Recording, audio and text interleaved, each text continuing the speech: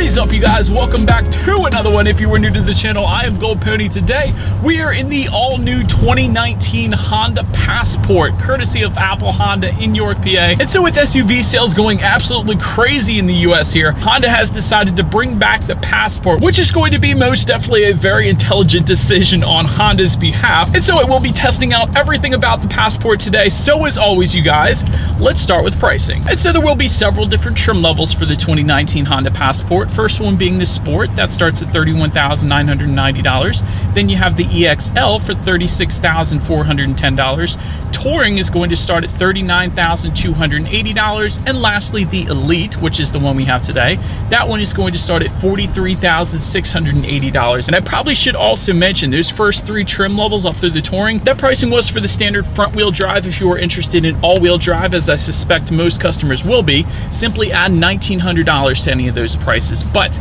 regardless of trim level, power plant on the Passport will be the same.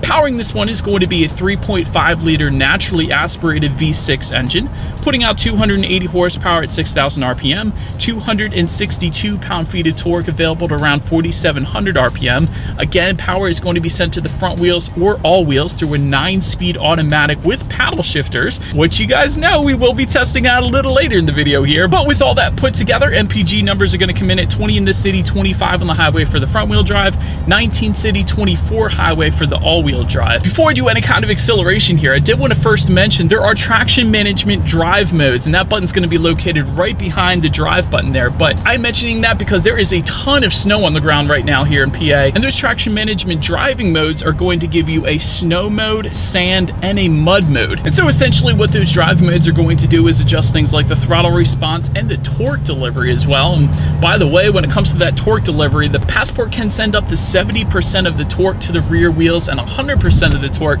to either the left side or the right side. So that is definitely important with those off-road driving modes that we have there. But since I've mentioned some of those off-road specs there, I did want to also mention there's an additional 1.1 inches of ground clearance, comparatively speaking, to the Honda Pilot. So Passport is going to be more of an off-road vehicle. Maybe you live on a back road. Passport's definitely going to be helping you out there. But either way, I feel like testing out the paddle shifters right now. So you guys know what we have to do next. If I actually press that drive mode one more time, that is going to give me that manual shift mode. So that is going to give me full control over the shifting here. And I think it is time. Let's do a quick little paddle shifter test here, and let's see how quickly they react for us.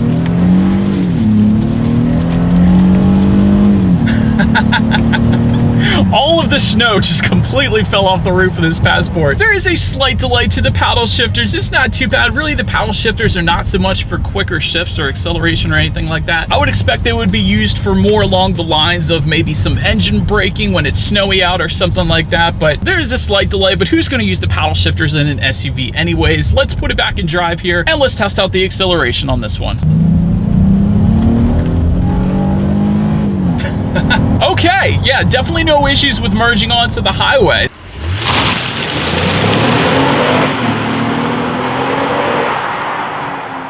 Actually, very nice acceleration in the Passport. But so as always, to go along with that acceleration, braking is equally important. And so up front, you will find 12.6-inch ventilated front discs. In the back, 13-inch solid rear discs. And in my short drive today, definitely no issues with the braking feel. No brake pedal delay or anything like that, so that's nice.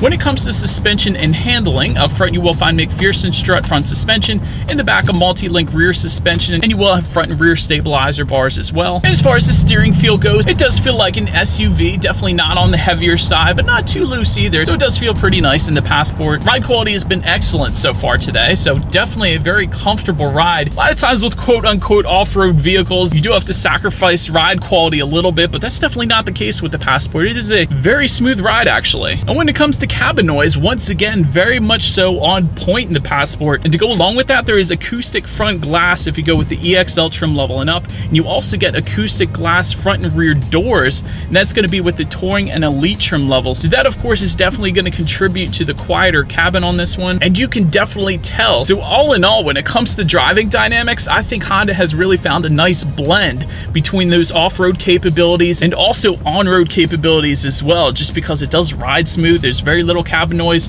and yet it does have the ground clearance and the driving mode that make it capable in most off-road situations. Not all, of course, because it's not going to give you those skid plates like maybe a Jeep Wrangler would, but yet it still does give you quite a bit for off-roading, so that's definitely nice. And so that when it comes to visibility, absolutely no issues in this one. There is a very large rear window back there, so I can definitely say visibility is very much so on point with the Honda Passport. But enough with the driving dynamics, you guys. Let's check out the exterior of this all-new 2019 Honda Passport. And so starting up front, comparatively speaking at least, when it comes to that front grille, it is going to be a more rugged looking front grille, at least compared to the Pilot. It's also going to be finished in black, where the Pilot's going to have some chrome bars across the front. But nonetheless, to the sides there are LED headlights that will come standard. They will come standard with the automatic feature as well, meaning when it starts to get dark out, they will turn on automatically for you there.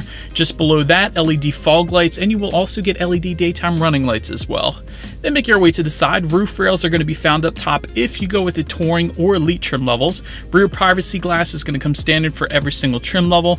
Also, gloss black power side mirrors will come standard. And if you wanted those side mirrors to be heated with LED integrated turn signals, simply go with the EXL trim level and up. Then take a look down at the wheel setup. 20-inch alloy wheels will come standard for every single trim level there. Then take a look around the back there. To the top, there is a rear spoiler with an integrated brake light. Just below that, a rear window wiper. Just below that, LED taillights, which will come standard on every single trim level. It's definitely nice.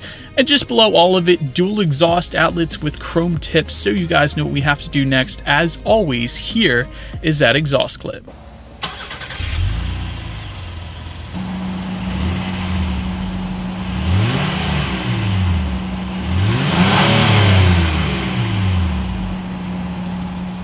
And now, since we are around back, to open that rear hatch, there actually is a button on the key fob, so if you like, just simply press that.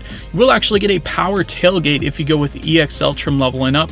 You will get a hands-free tailgate if you go with the Touring or Elite trim levels. Once opened up, cargo capacity is going to come in at 41.2 cubic feet behind that second row. If you needed some additional more space there is a 60-40 split, meaning those rear seats do fold down. And actually, it was quite easy to put those rear seats down as well. It's just simply pressing one button and they fold down for you. But nonetheless, with those rear seats folded down, cubic feetness comes in at 77.9, so quite a bit of space there. And in that cargo area, you will also find grocery hooks. There's 4 tie-down anchors, and there's some underfloor storage as well if you wanted to conceal some items. But make your way to the second row legroom. That comes in at 39.6 inches. So for reference, I'm an even 6 feet tall. This is how much space I have back there.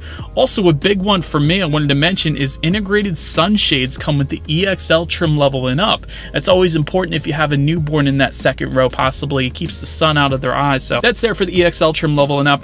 Rear ventilation will also come standard back there, along with the rear center armrest with cup holders. And actually, if you go with the Touring or Elite trim level, those rear seats, they're also going to be heated as well. Definitely pretty nice there. But then make your way to the front seats. There is a 10-way power adjustable driver's seat with power lumbar. You will get a cloth finish if you go with that Sport trim level. However, if you go with the EXL trim level and up, those trim levels will come with a leather finish. EXL meaning leather, of course. And again, with those trim levels, those front seats will be heated. And if you go with the Elite trim level, those front seats will be ventilated for those super hot days as well. Then looking forward, there is a tilt and telescoping steering wheel. It is leather wrapped for the EXL and up, and heated if you go with the Elite that we have today. Then when it comes to the startup, let me first start by showing you guys the key here. You do have your Honda logo on the one side, and when you flip it over, lock, unlock, and that button to pop the rear hatch, of course, but you will actually get a bright red push button start for every single trim level. So that is what I'm going to do. I'm simply just going to put my foot on the brake here and press that engine start button located just by the driver's right knee. And then once started up, engine temp is going to be on your left, fuel gauge is on your right, and there is a very nice digital gauge setup front and center. And to control what is on those gauges, simply use the steering wheel mounted controls on the left side there. But you do have your RPMs at the very top there. There is a fairly large digital readout too, and you can of course check out your trip information. There's going to be some warning indicators up there, like for instance right now I have low fuel. Of course the Passport's going to tell you that. You could also check out your Bluetooth information, who's calling you. There's actually your navigation readout up there as well. Check out your radio settings when you need your next oil change, and there's a couple other things as well up there. But then make your way to overall interior quality. You will find an overhead sunglass holder up top there. Tri-zone climate control actually comes standard on the Passport as well, meaning both driver, passenger, and the rear passengers can set their own temperatures. That's pretty cool. HomeLink garage door openers will come with the EXL trim level and up.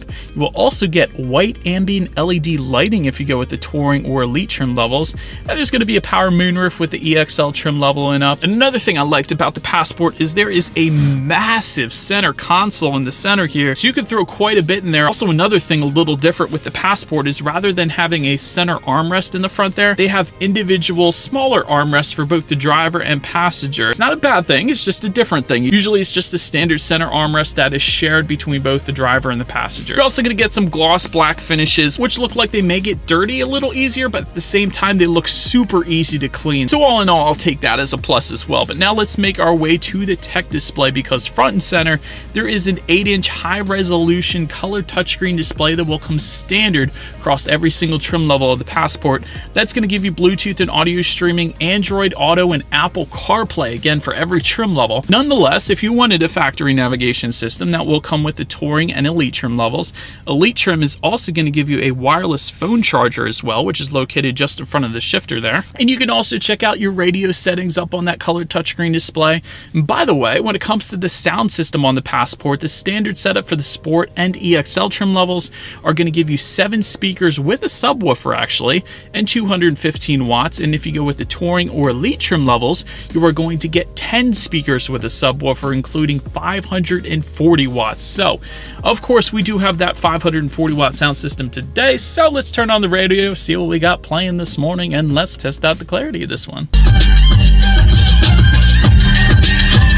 Crazy amount of bass, holy cow, plenty of loudness, really more than enough of a sound system for the Passport. But then, so last thing I wanted to mention on the tech display at least is when you do put the Passport in reverse, you will find a multi-angle rear view camera with dynamic grid lines letting you know who or what is behind you, which is always going to lead me into safety. And so there will be front, side, and side curtain airbags as expected. In the back there is latch, aka lower anchors and tethers for children for the rear car seats.